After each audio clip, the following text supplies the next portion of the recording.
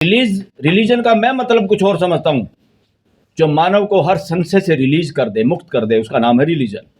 जो मानव को कट्टर बना दे, बेवकूफ बनाए, उस धंधे से पैसा कोई चमकाए, कट्टरवादी बनाए, मूर्ख बनाए, वो रिलीजन नहीं, वो गुंडागर्दी है, वो आतंकवाद है जो इस देश में चल रहा है। और इस देश में मेजोरिटी आज भी उसी विचार के लोग हैं जो ढोंग से बचना चाहते हैं, जो ढोंग में विश्वास नहीं करते। मगर जो वर्णवाद है वो इस तरह का पाइथन है, इतनी कुंडली मार के लपेटा देता है समाज को। और इस देश की जुडिशरी और इस देश की सत्ताएं, जिनको सत्ताएं कह रहे हैं, कभी हार्ड वर्णवादी रही हैं, कभी सॉफ्ट वर्णवादी रही हैं, मनुवादी लोग सरकारों में रहे हैं।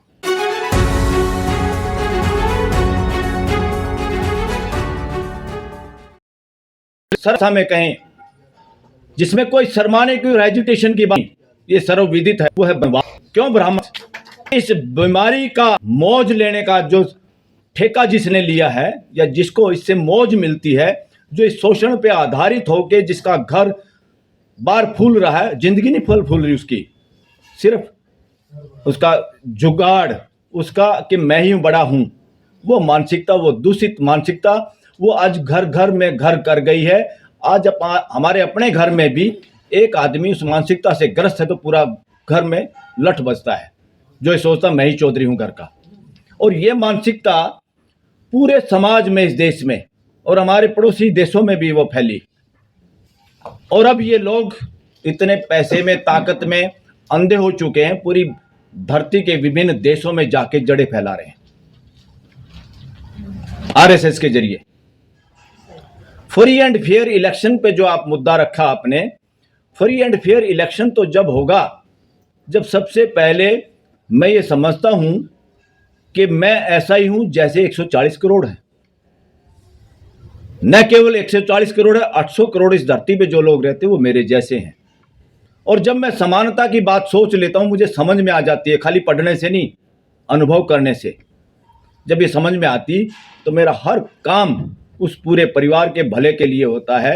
140 करोड़ के लिए और 800 करोड़ के लिए मेरा जो भी काम होता, तब मैं फ्री होता हूं, तब मैं फ्री एंड फेयर इलेक्शन की बात कर सकता हूं, उससे पहले नहीं।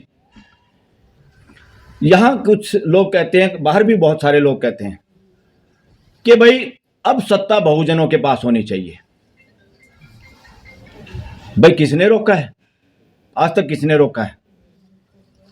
सत्ता का मानवता से कोई मतलब नहीं है। सत्ता को जूते मार के तो संविधान आया है। राजशाही, तानाशाही, ये क्या है? ये सत्ता है। सत्ता मानवता नहीं है। सत्ता को तो जड़ से मिटाना होगा, पूरी मानव जाति को, पूरी धरती पे।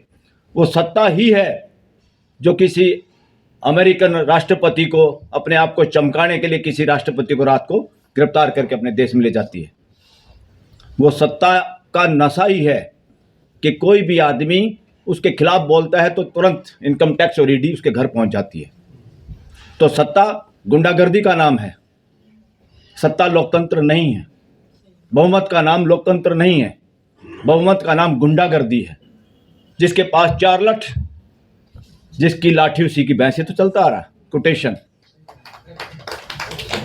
लोकतंत्र है पूरे घर की आवाज सुनना, पूरे देश की आवाज सुनना, सबकी आवाज सुनना, और उस आवाज में सबसे छोटे बच्चे की भी आवाज और बात सही है, नतमस्तक होकर उस बात को सर्वोपरि करना, उस बात को फूल चढ़ाना, उस आधार पे कानून बनाना, इसका नाम है लोकतंत्र। ये पार्लियामेंट में एक स्पीकर, एक सभापति नाम का कोई एक पद क्रिएट कर दिया, अगर उस पर हमने मदारी के जोकर बिठा दिए तो क्या होगा आपकी लोकसभा का, आपकी राज्यसभा का, आपकी विधानसभा का, जो आपने देखा है।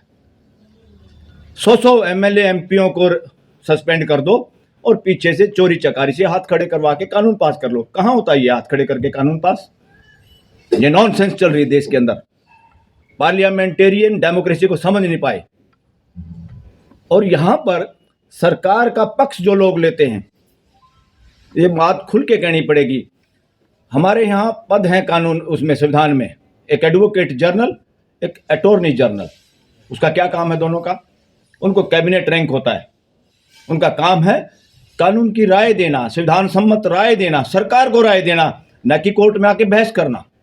ये गुंडागर्दी चल रही है इस देश के अंदर। कोर्ट में बहस करने वाले अलग वकील होंगे।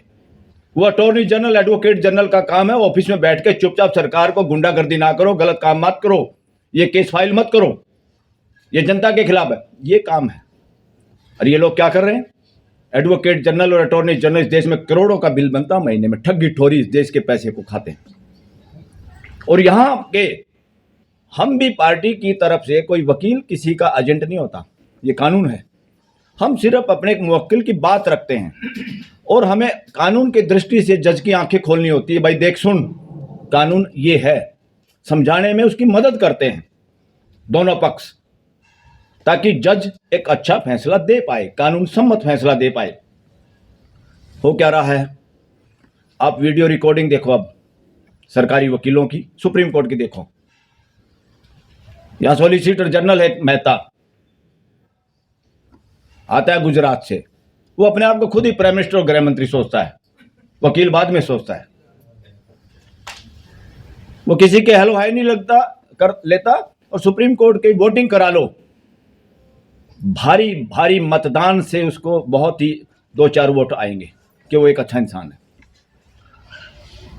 तो वकील अच्छा होने का मतलब ये नहीं आप टेढ़ी मेढ़ी बात करें। सबसे पहले हर चीज अच्छी होने के लिए अच्छा इंसान होना जरूरी है। और साथियों, न्याय न्याय न्यायाधीश, न्यायालय, उच्च सुप्रीम कोर्ट, हाई कोर्ट, फलाना कोर्ट, ढिकड़ा कोर्ट, चीफ जस्टिस, सब बेकार की बातें। अभी सुप्रीम कोर्ट को भी समझ में नहीं आया न्याय होता क्या है। क्यों नहीं समझ में आया? उनको संविधान समझने की जरूरत नहीं है, उनको सिर्फ प्रियम्बल समझने की जरूरत है। या तो समझ में नहीं आया या समझना नहीं चाहते। प्रियम्बल में क्लियर कट लिखा है 3 तरह का न्याय सबको मिलना है। उस न्याय की का प्रमाण क्या है? भाई न्याय मिला है कि नहीं मिला? प्रमाण प्रियम्बल में लिखा है, प्रमाण है फ्रेटर्निटी इन द कंट्री। घर में 2 भाइयों का झगड़ा है, 2 पड़ोसियों का झगड़ा है, 2 समाज का झगड़ा, 2 गांव का झगड़ा है, 2 देशों का झगड़ा है, 2 स्टेटों का झगड़ा है। अगर आपका न्याय उसी माहौल में उनके संबंध बरकरार नहीं रख सकता, तो आप फैसले कर रहे हैं न्याय के आसपास भी नहीं है, न्याय को आप समझे भी नहीं है।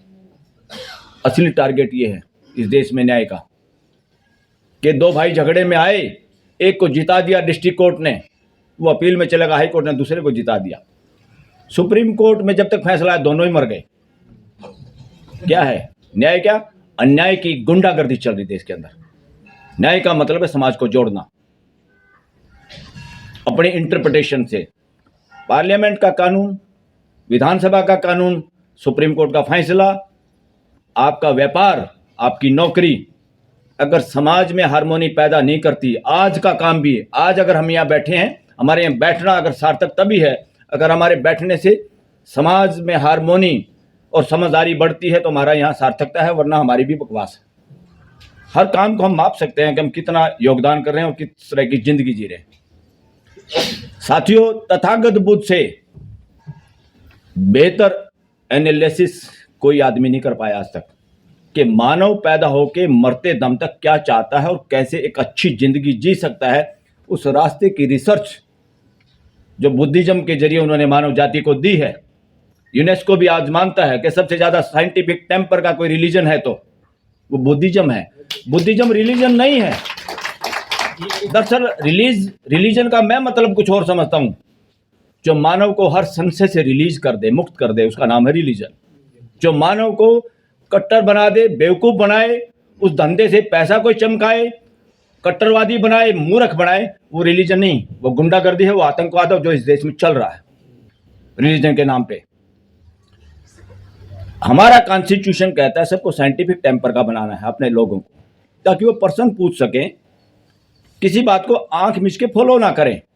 ये तो तथागत बुद्ध चाहते थे कि भाई मेरी बात भी मत मानो, पहले परखो, जांचो।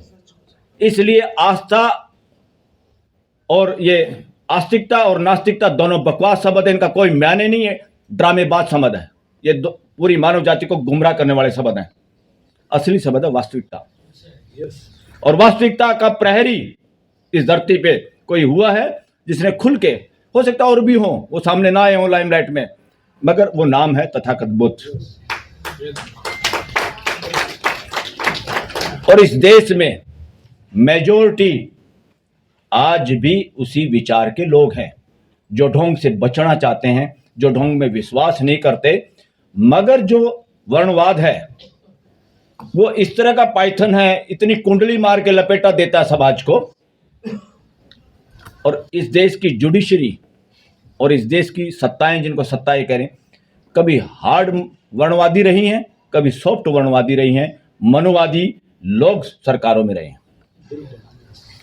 पूरे मीडिया पे मनुवाद का कब्जा है और ज्यादातर हाई कोर्ट और सुप्रीम कोर्ट के अंदर भी ज्यादातर जजों की मानसिकता या ज्यादातर जज वर्णवादी मनुवादी मानसिकता से ग्रस्त है। इस बात को मैं सुप्रीम कोर्ट के अंदर से बोलता हूं। अगर नहीं हो तो कोई चैलेंज करे भाई। बहुत सारे अगर सुप्रीम कोर्ट के जजमेंट को हम रिसर्च करके चेक करें और ये देखें जज कौन था, क्लाइंट कौन थे और फैसला कैसे आया है, और उसी तरह के केस में अगर क्लाइंट चेंज था, जज चेंज था, तो फैसला कैसे आया है। ये कैसे होता है? कॉमन लॉ कंट्री में नहीं हो सकता। जहां एक समान न्याय लागू करना है, ये नहीं हो सकता। मगर ये गुंडागर्दी इस देश की सुप्रीम कोर्ट में सरेआम चली है। और आज कुछ लोग बोलने वाले हो गए, जो लोग पीड़ित समाज है, जो लोग सोचने वाले समाज है, वो यहां तक पहुंच गए गलियारे के अंदर। और मुझे इस बात का खुद फक्र है कि सोशल मीडिया के लोगों को इस बाउंड्री के अंदर घुसाने का थोड़ा सा प्रयास जिसने किया वो आपके सामने है, जो सोशल मीडिया को अंदर लेके गया। सोशल मीडिया का पहले जिस दिन आदमी आया, लड़का, वो डरता था सुप्रीम कोर्ट में जा कैसे सकता हूं।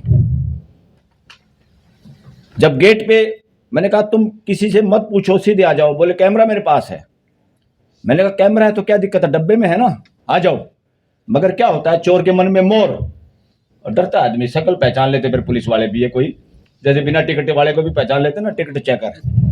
उसको पहचाना, उसे पूछा भाई ये क्या है। बोले सर मैं तो पत्रकार हूँ। कहाँ जा रहे हो? अंदर जा रहा हूँ। पास दिखाओ, कहाँ है तुम्हारा पत्रकार वाला? वो तो नहीं है मेरे पास। फोन किया मेरे को। अरे मैंने क्या ये क्लाइंट है, अंदर आने दो इसको। कौन रोक रहे हो? तो अंदर आए। उस दिन के बाद 2 बार कोशिश हुई सुप्रीम कोर्ट के अंदर, सुप्रीम कोर्ट की अथॉरिटी द्वारा रोकने की। दोनों बार कहा कि चीफ जस्टिस का लेटर दिखाइए और आज के बाद ये गुंडागर्दी करना बंद कर दीजिए, तो चिट्ठी दिखाइए।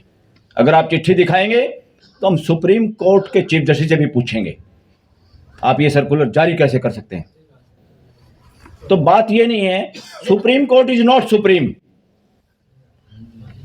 Citizens of this country are supreme.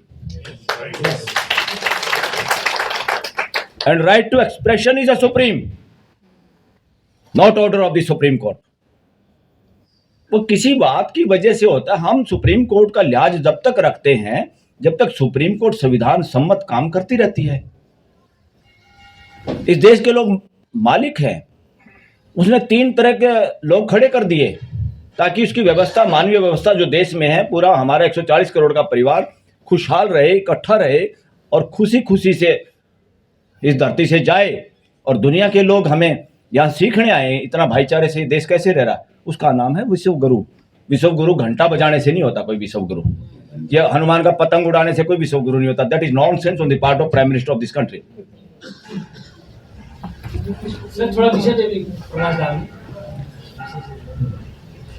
तो उसी तरह का फ्री एंड फेयर इलेक्शन अब तक हो जाता इस देश के अंदर अगर सुप्रीम कोर्ट चाहती तो। क्योंकि मैं लॉ का स्टूडेंट हूं, मैं बार बार उन लोगों की बात कम करना चाहता हूं जिसका मैं हिस्सा नहीं हूं। जहां मैं हिस्सेदारी करता हूं, जिसका मुझे ज़्यादा पता है। सबसे ज़्यादा जिम्मेदारी लोकतंत्र के अंदर, अगर लोगों के अनुरूप आपके जनप्रतिनिधि बात ना कर पाएं, पार्लियामेंट के अंदर बदमाशी कर दें, मदारी तमाशा दिखा रहा है, बंदर कई बार रूठ जाए या काम ना करे, उसका धंधा खराब हो, या कोई ऐसा गलत काम करे, तो हम उसको 5 साल के बाद ही देख पाते हैं। क्योंकि पार्टियों ने गुलाम बना लिया। एक कानून बनाया कि लोग भाग ना जाएं। इनको बना तो लाए हम, अलग अलग जातियों के शकल चेहरों को ढूंढ के, ये भाग ना जाएं। उनको जुगाड़ बना लिया कि वो इधर उधर पार्टी नहीं बदल सकते। ये गुलामी है, मानसिक गुलामी है। और वहाँ पे विप जारी होता है। विप होता है चाबुक, जो सांटा मारते हैं हम, झोटे को जो लाठी मारते हैं बग्गी में, उसका नाम है विप। ये भाषा यूज करते हैं पार्लियामेंट के अंदर। नॉनसेंस भाषा भी बदल नहीं पाए हैं, कह रहे भारतीय संस्कृति। ये विदेशी शब्द है, संस्कृति भारतीय करते हैं। और भारतीय संस्कृति क्या है कि भाई गणेश जी के वक्त में होती थी वो सर्जरी। आपकी सारी किस्मत है आपके कर्मों का फल। और एक किताब में तो हद कर दी, जिसको मैं चैलेंज करता हूं इस बात को। मैं पहले भी एमडी यूनिवर्सिटी में बात कही थी, जब जब धर्म की हानि होती मैं आता हूं। ये जब रामायण महाभारत आती थी तो कुछ बुजुर्ग मेरे से पूछने लगे, बलराज जी ये क्या कह रहे बार बार। मैं संस्कृत का स्टूडेंट रहा हूं, टॉपर था क्लास में, आती थी, अब तो भूल गया काफी। तो मैंने कहा दादा ये कह रहा है जब जब धर्म की हानि होती मैं आता हूं बचाने के लिए। बोले ऐसे तो हम बटेऊ ने भी पिटा जो नाश होने के बाद आता है। तो अस्तित्व में कोई सांड नहीं है। मैं क्लियर कह रहा हूं, जितने भी हैं जो सांड आधारित, जितनी फिलोसफी हैं सांड आधारित, जितनी भी कथा कहानी है टोटली बकवास हैं, वास्तविकता विरोधी हैं। आस्तिकता के नाम पे देश और दुनिया को मूर्ख बनाने वालों को नंबर आ गया। इस पे इंडिया में भी कानून बनाने की जरूरत है। जो मूर्ख बनाए उसको सुधार करने में ठोको, वरना ये देश आगे नहीं बढ़ पाएगा। तो साथियों, फ्री एंड फेयर इसलिए जरूरी था क्योंकि एसआईआर जब हो रही थी, जब ईवीएम में पर्ची गिनने का जब केस चल रहा था, मैं उसको वॉच कर रहा था और सरेआम उस पर मैं बोल भी पाया था। मैंने बोला था, मैं कहा ऐसा हो रहा है जैसे खुद जज भी आर्गुमेंट कर रहे हैं सरकार की तरफ से। अगर उनकी भाषा देखें तो जो उन्होंने कमेंट किए, अगर वो वीडियो देखे पूरा देश, तो ये ब्लेम सच्चा है कि सुप्रीम कोर्ट के जज उस भाषा के आधार पर बाइस्ट नजर आए। मैं दोगली भाषा नहीं करना चाहता, बाइस्ट थे, मैं ये कह रहा हूं। तो अगर इस तरह की आपकी सुप्रीम कोर्ट इस तरह का काम करेगी तो किसके भरोसे आप, कौन कराएगा फ्री एंड फेयर इलेक्शन? तो फ्री एंड फेयर इलेक्शन कराने हैं तो जनता की अदालत लगानी पड़ेगी।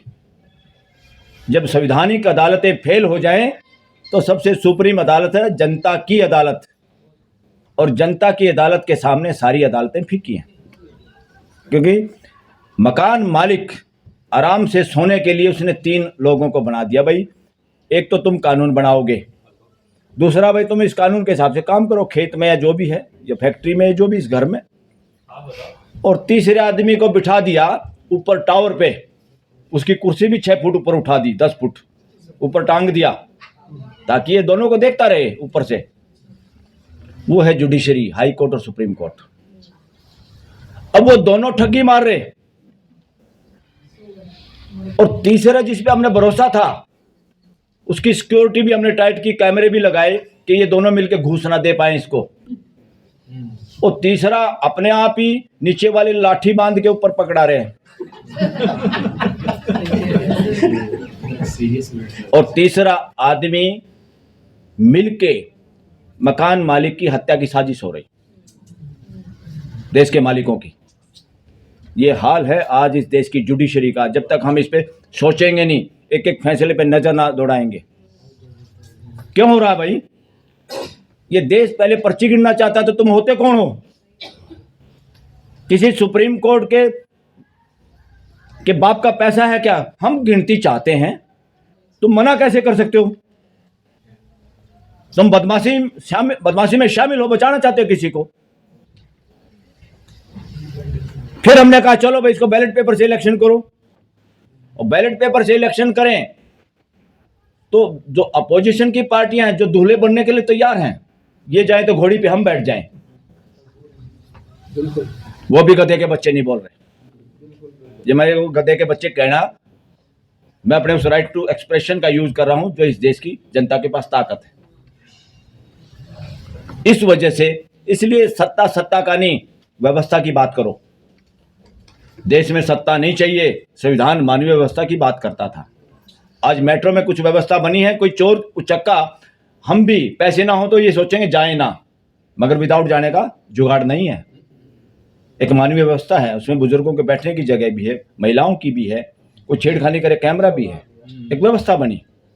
तो संविधान एक व्यवस्था चाहता है, और व्यवस्था तब होती है जब घर के सारे लोग उसमें शामिल होते हैं। जिस बातों को ये लोग रिजर्वेशन रिजर्वेशन रिजर्वेशन करते हैं, क्या हम अपने बुजुर्गों को सीट नहीं देना चाहते जब हमारे पास खड़े हों बस में?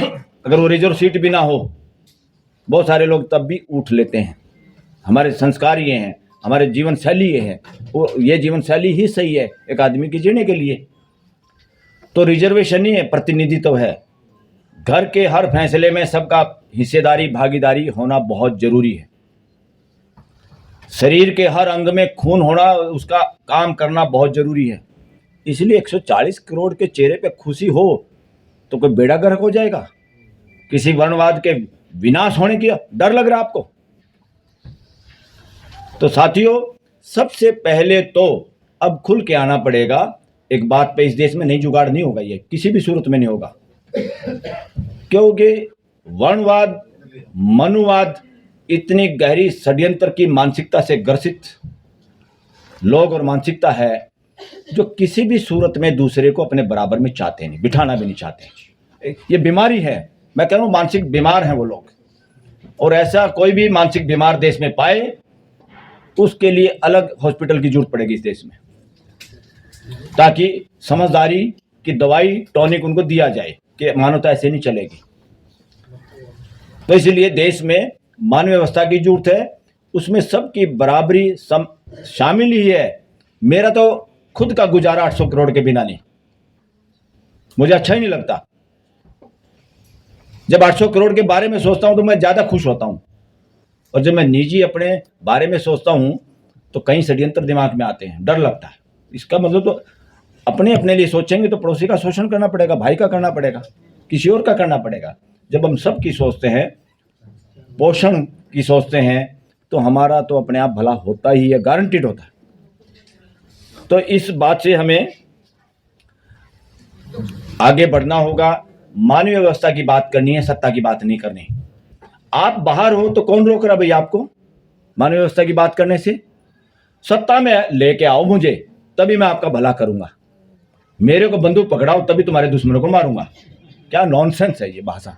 जो भी नेता इस बात को कर रहा है या जिन लोगों के दिमाग में खुरापात है, वो अधूरी है, वो भारतीय संविधान के तहत नहीं है। भारत का संविधान में व्यवस्था की बात है, और व्यवस्था में सबकी भागीदारी की बात है, व्यवस्था में मानवीय व्यवस्था और मानवीय परिवार की बात है, और भारतीय संविधान उस पर खरा उतरता है। तो इसको पीएम बना दो, उसको सीएम बना दो, इसको ये बना दो, तभी भला होगा। व्यक्तिवाद ही वर्णवाद है, व्यक्तिवाद ही मनुवाद है, व्यक्तिवाद ही ब्राह्मणवाद है। व्यक्ति की बात करोगे, व्यक्ति के नारे लगाओगे, व्यक्ति के चक्कर में रहोगे, पूरी जिंदगी नारे लगाते लगाते चले जाओगे।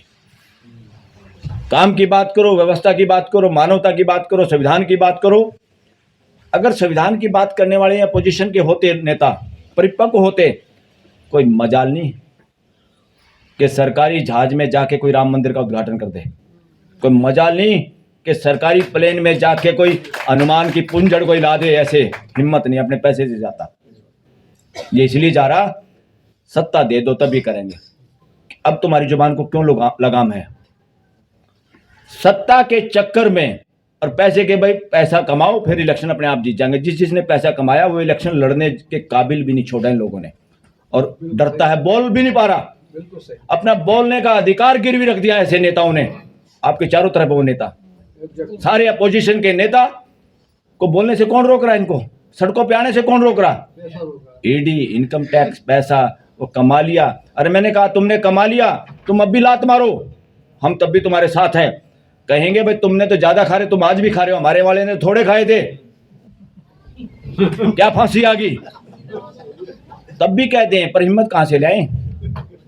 आत्मग्लानि, अंदर की कमजोरी समाज का भला नहीं करने देगी। और ऐसे सारे नेताओं से भी चौकन्ने रहो। अरे सबसे ज्यादा तो अपोजिशन में बोलना चाहिए, उनको कौन सा भाई, वो क्यों नहीं बोल रहे? भाई मैं बोलूंगा नहीं, मैं पंचायत में नहीं बोलूंगा, तू मैंने सरपंच बना दे, अगली बार तेरे पक्ष में फैसला कर दूंगा। क्या नॉनसेंस है। ऐसे लोग सरपंच बनने के काबिल हैं? आपके नेता होने के काबिल हैं? नेता वो नहीं होता, नेता का मतलब है जो मानवीयता, मानवीय मूल्यों का नेतृत्व करता हो और उस आधार पे जीता हो, वो नेता होता है। कोई एमएलए एमपी बन गया वो नेता नहीं हो सकता। तो फ्री एंड फेयर इलेक्शन कराने की ड्यूटी सुप्रीम कोर्ट की थी। सुप्रीम कोर्ट टोटली फेल हुई। एसआईआर में भी ऐसे ही टेढ़े मेढ़े काम चल रहे हैं। फैसला एक बार नोटिस कर देते हैं, मुकाम तक पहुंचाते नहीं। सुप्रीम कोर्ट से कोई उम्मीद नहीं, ना करने की जरूरत है। जो भी लोग जनता की अदालत बिठाने के लिए तैयार हों, उसमें जाने के लिए तैयार हों, उनका साथ दो, फिर ये काम अपने आप हो जाएगा। Thank you very much.